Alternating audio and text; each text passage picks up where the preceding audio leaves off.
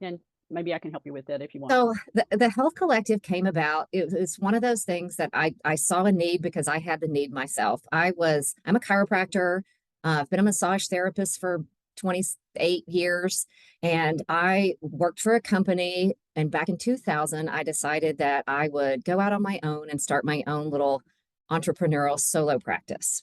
I did that. I did home visits in my car first, and then I got my own office and I rented my one little space. And it was great. All of my clients and patients came in, and I enjoyed not driving around all the time, but I got lonely.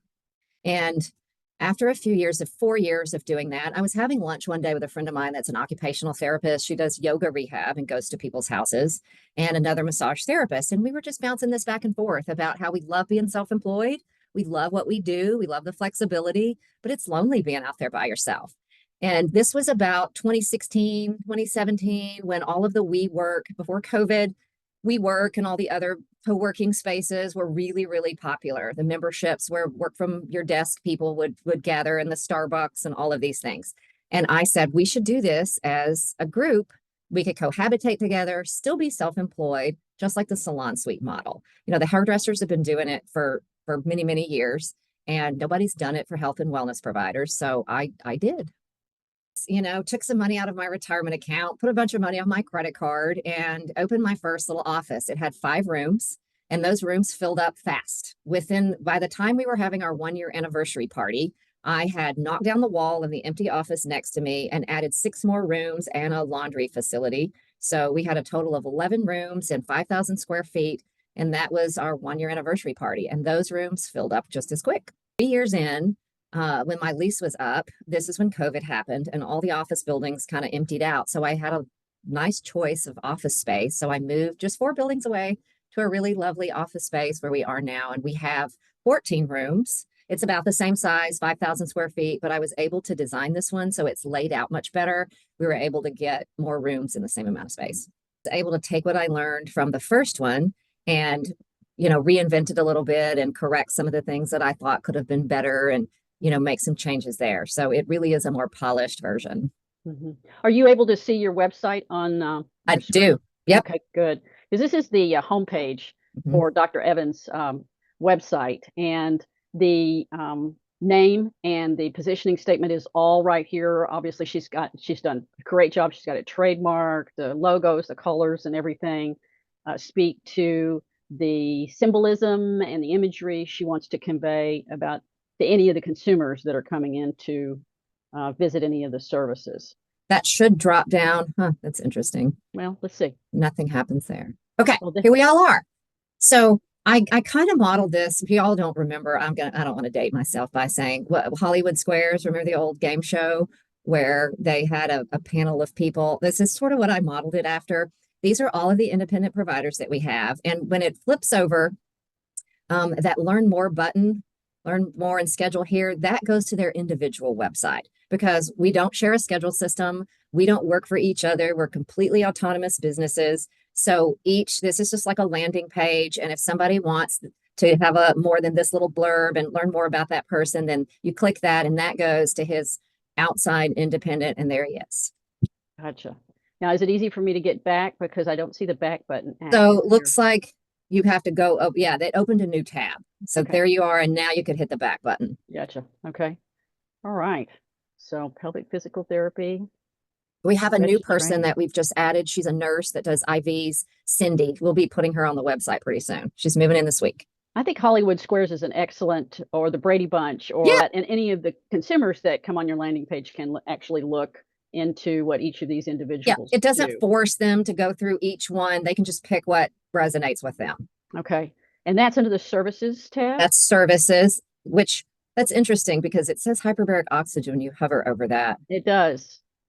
I'll have to make a note around at that and see what that. So that is actually my hyperbaric. So that should really be linked under my little personal thing. Okay. So, okay. All right. Well, one little thing we have. That next tab, corporate wellness. Now, corporate wellness is something that I would really like to see us expand. What that is we had a company upstairs in our building that had 100 employees, and they were the national headquarters for this company. And they came to our grand opening party when we first moved in. And the human resources and the CFO said, "Hey, we have, as this large, fairly decently large corporation, we have $50,000 a year that we have to spend as a tax credit somehow through their health insurance for employee wellness." And they said, "Currently, we provide everybody a membership, but we would love it if we could have our employees just come downstairs and get a facial or a massage or acupuncture and spend that money with you." And so we worked with them to come up with a little system and a schedule and a payment, and we helped them spend that $50,000. And so I would really like to dive into expanding that a little bit in the future. I talked to a sales guy who would, approach insurance brokers and human resources people, and we're just that's in its infancy. So that's tuck that away. Okay, that's a very interesting pathway. So really the consumers that would participate in this would be made aware through their company. That's right. It would be a direct thing, like here's from their human resources. Yeah, gotcha. Uh-huh. So let's look at the providers tab then. Okay. Let's Okay, see. so we've got this set up. We just redid this website not long ago, so it looks like what this is showing you in that providers is a private treatment room, or all right, we have two different types of rooms. We have 14 rooms. Two of them are these furnished massage table rooms. They have a music speaker. They have everything in them that a person who is not yet ready to rent their own office, they can come in and rent this room for $12 an hour. People who are just starting out and they need a place to work, but they've not yet grown enough to be able to get their own private room, use this. And we have at least 50 people on the schedule system for this that rotate through. So that's what these rooms are for. Gotcha. Okay, that's great. And like you said, that has a lot to do with the salon model, sort of. But the salon model really, I don't know too many of the salon models that actually rent a chair by hour. No, they don't. Yeah, and Nobody's doing that. Not yeah. It's a great step up model. It's an outstanding business model that fits so many needs, both on the business to consumer side, which is what I want this particular class to sort of focus on, and the business to business side, which is something that I'm capturing this information for, so I can use it later on in the semester with another course.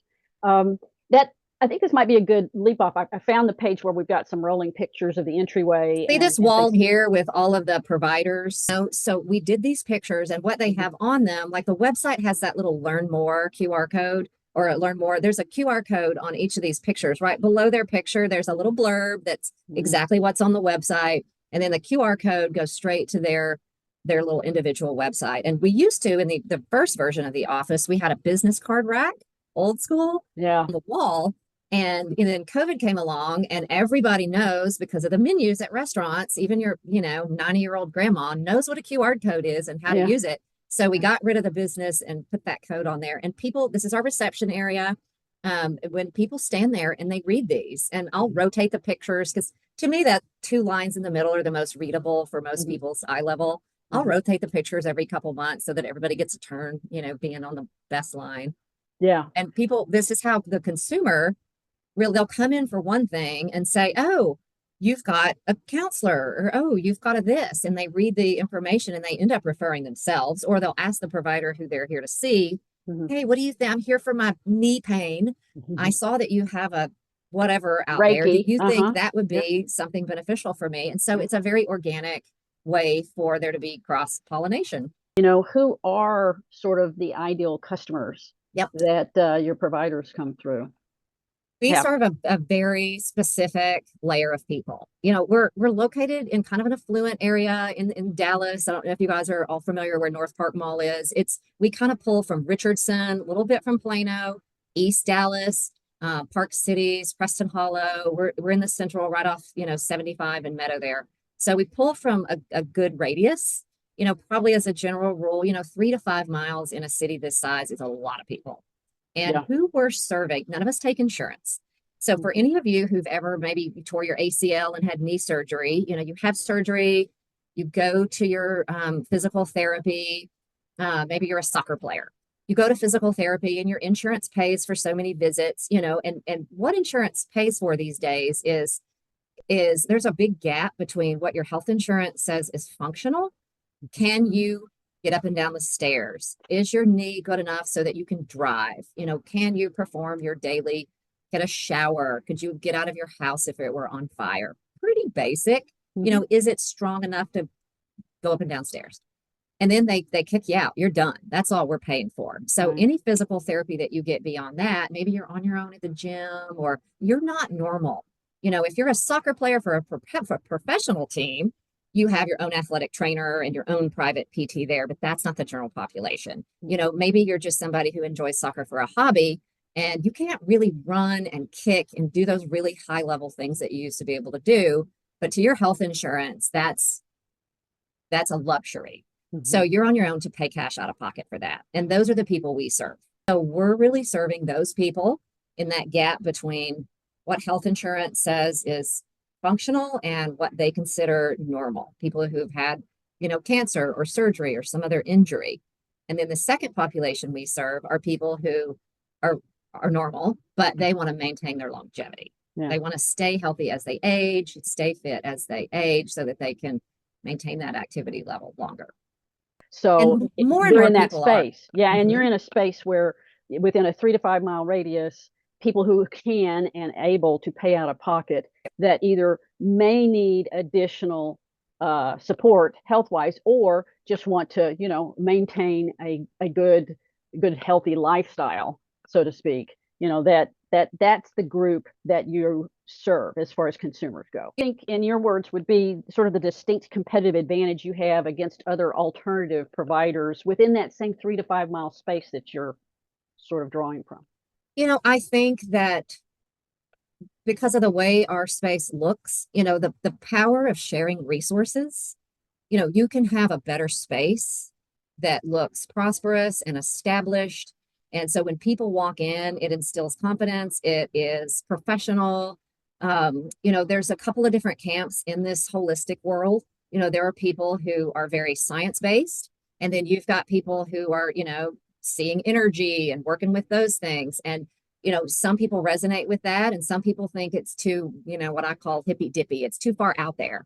But our space, we have a Reiki provider and an energy worker. And, I call us science based hippies. If you're that conservative person who only wants things that a randomized controlled clinical trial can prove, we've got it.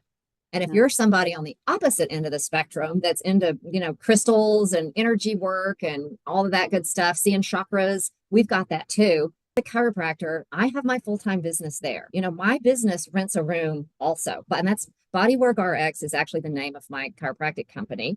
And so I'm wearing two hats. The Health Collective is a separate business, but then I have my little business in a business. So I'm doing my 40 hours a week in Bodywork RX, helping people with adjustments and their scar tissue and that hyperbaric. And, that's, yeah, when you go to, you'll see me there. There's me. Yeah, click here. So Bodywork RX, that's really who I am there. Most people really, customers don't know that I'm that I'm the owner. Yeah, Mhm. that's me. So completely separate logo, and Bodywork RX writes a rent check every month to the Health Collective, just like everybody else does. So Mhm. I'm really doing both. Gotcha. We're in But two we hats. all, it's really fun to see people grow and get busier and busier within the place. We have a couple people, several people actually, who share a room. People come for PT and massage and acupuncture and facials, at 8 o'clock in the morning and 8 o'clock at night and on a Saturday and on a Sunday. Our esthetician, Sunday is her busiest day, because on Saturday, everybody's got a kid's birthday party or they're getting their car tires rotated or they're cutting their grass or they're going to whatever.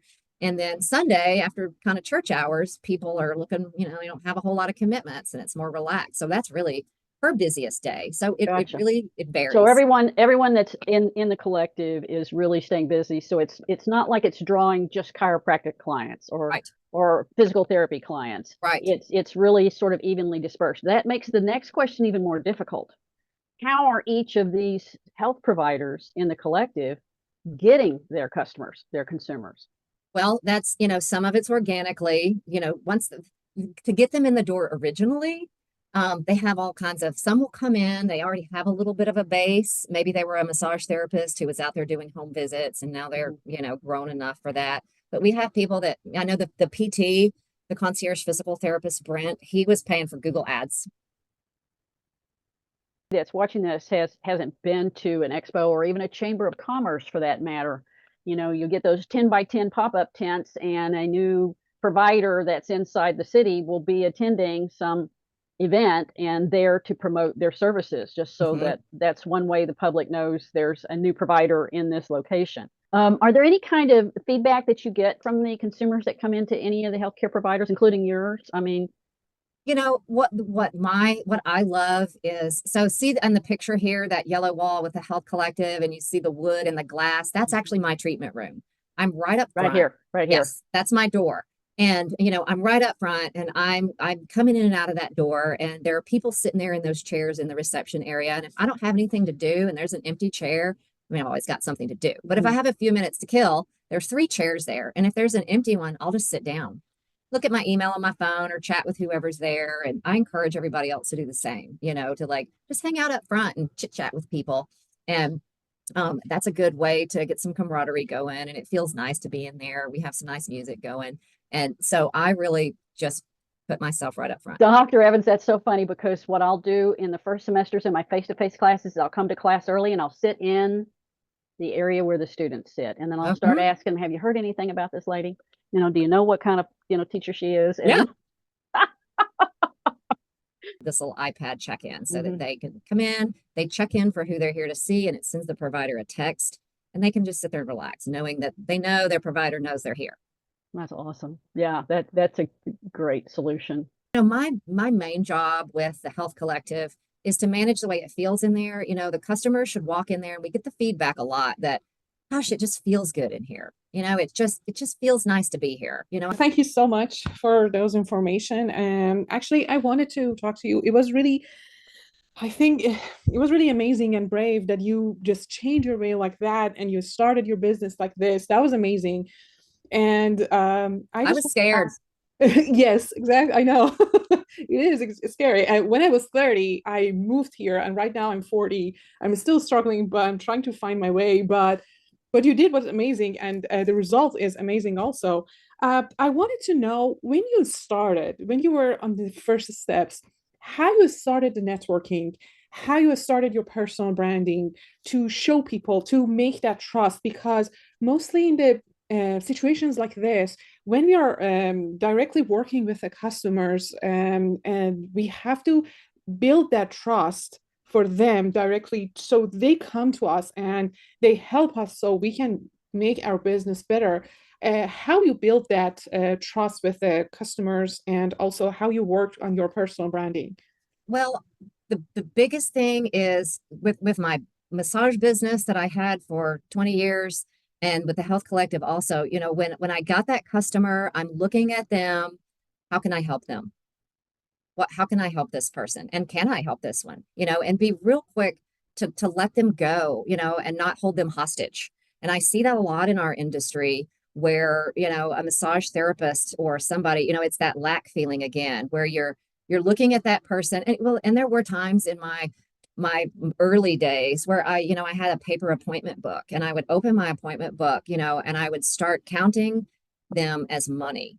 Like, can I pay my car payment? Can I pay my rent? And I would flip the page over, and see all this blank space, and I would start counting people as money. And I noticed when I did that, my phone stopped ringing, but when I looked at that calendar and thought, who can I help? How can I serve them? What can I do to help this person? And there was a lot of legwork that went into it, because as an inexperienced therapist, someone would come to me and I would maybe have to learn a new technique, take another class, reach out and start Googling, let me learn about this condition. What can I learn? There were a lot more hours that went into that. Now 28 years later, a person can stand in front of me, and I still do, like, well, tell me about this thing you have. I've never heard of this, or how can I learn from your other doctor? But I think just generally is, how can I help this person?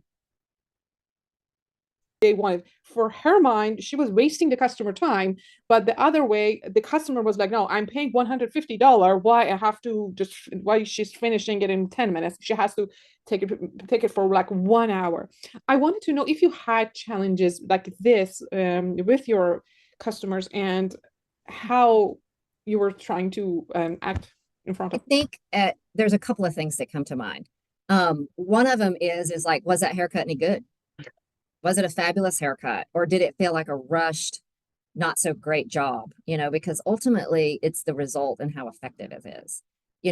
One thing I changed when I first became a chiropractor is, so massage is based on time. You get a 60-minute massage, you get a 90-minute massage, you get a 30-minute. You're paying for the time, and you just keep massaging until the clock says 60 minutes.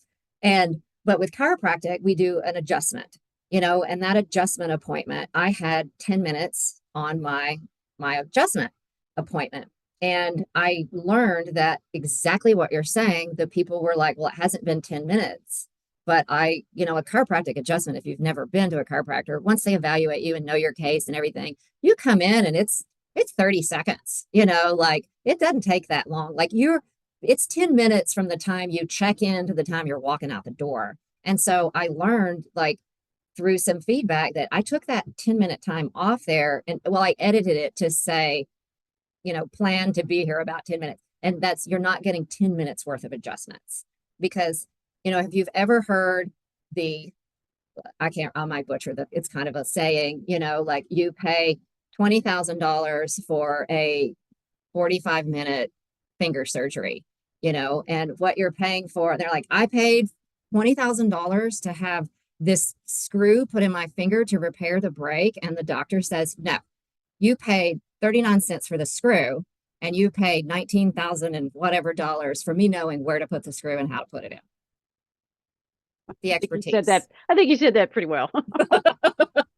But that's an interesting point that she brought up, and that you had an experience with, is you had to sort of work your wording a little bit different, Yes. so that people wouldn't think, oh, it's you're a production line. She's bringing me in. And yeah. Okay, well, I'm not sure if our other student is just listening in. Are you listening in? Do you have a question you want to ask? I don't know. I'm thrilled to do a follow-up later in the project. If you guys want to, I'd be glad to, and I'll definitely, send you that little video tour. Yeah. And anything else you can think of as this goes along, because this many creative, young, learning brains are going to come up with some good stuff.